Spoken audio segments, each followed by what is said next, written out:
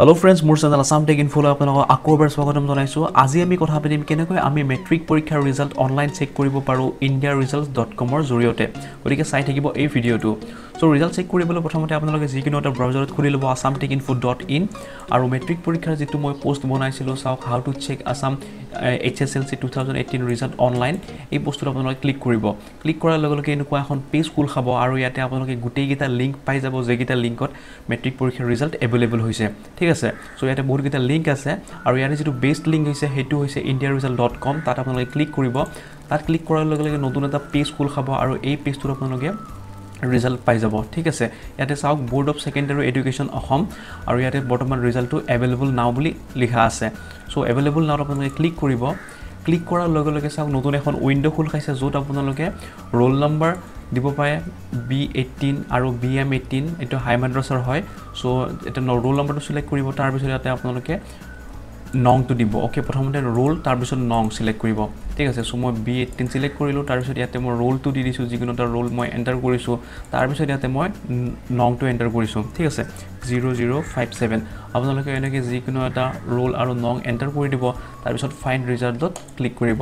Find ৰিজাল্টত click কৰাৰ লগে লগে চাওক যিজন ক্যান্ডিডেটৰ মই ডিটেইলছ চাইছো গোটেইখিনি ডিটেইলছ আহি গৈছে আৰু লগতে ইয়াতে আপোনালোকে মাৰ্কছবোৰ চাব পাৰে। গোটেইবোৰ মাৰ্কছ আহি গৈছে। চাওক কোনটো সাবজেক্টত পাস কৰিছে, কোনটো সাবজেক্টত ফেল কৰিছে, কোনটো সাবজেক্টত লেটাৰ পাইছে, গোটেইখিনি ডিটেইলছ আপোনালোকে ইয়াত পাই যাব। ওকে, আৰু যদি ক্যান্ডিডেটজনে ডিস্টিংশন বা ষ্টাৰ যি লাভ কৰিছে হেতু আপোনালোকে সেকেন্ড ডিভিজন য'ত লিখা থাকিব তাৰ ওচৰতে ডিস্টিংশন বা ষ্টাৰ লিখা থাকিলে আপোনালোকে হেতু পাই যাব। ঠিক আছে, সো বহুত এটা ভাল ওয়েবসাইট হয়, বহুত ফাষ্ট হয়। আপোনালোকে এইটো ওয়েবসাইটত চেক কৰিব পাৰে ৰিজাল্ট। আৰু এটা এই ওয়েবসাইটত ভাল ফিচাৰ্স আছে যে আপোনালোকে নামৰ জৰিয়তেও মেট্ৰিকৰ ৰিজাল্ট চেক কৰিব পাৰে। ওকে, সো ইয়াতে আপোনালোকে নাম টাইপ কৰিব পাৰে, যিকোনো নাম টাইপ কৰিলে হ'ল। টাইপ কৰাৰ লগে লগে ইয়াতে ফাইন্ড ৰিজাল্টত ক্লিক কৰিব। চাওক ফাইন্ড ৰিজাল্টত ক্লিক কৰাৰ লগে লগে সেই নামৰ এগেইনষ্টত যিমানবোৰ ক্যান্ডিডেট আছে গোটেইবোৰ ক্যান্ডিডেট ইয়াত দেখা দিব আৰু আপোনালোকে কেৱল চাব যে ক্যান্ডিডেটজনৰ মাক আৰু দেউতাকৰ নামটো কি।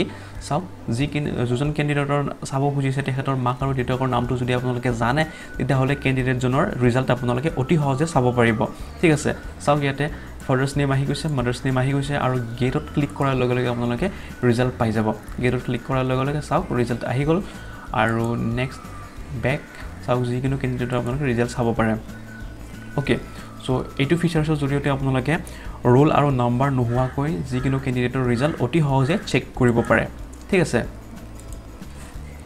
সো ফ্ৰেন্ডছ এনেকৈ আমি indiaresults.com ওয়েবসাইটটোৰ জৰিয়তে অতি সহজে মেট্ৰিকৰ ৰিজাল্ট চেক কৰিব পাৰো। বাকি কিটা ওয়েবসাইট বহুত স্লো কাম কৰি আছে, কেৱল এই ওয়েবসাইটটোৱে বহুত ফাষ্ট কাম কৰি আছে। আপোনালোকে ইউজ কৰিব পাৰে indiaresults.com।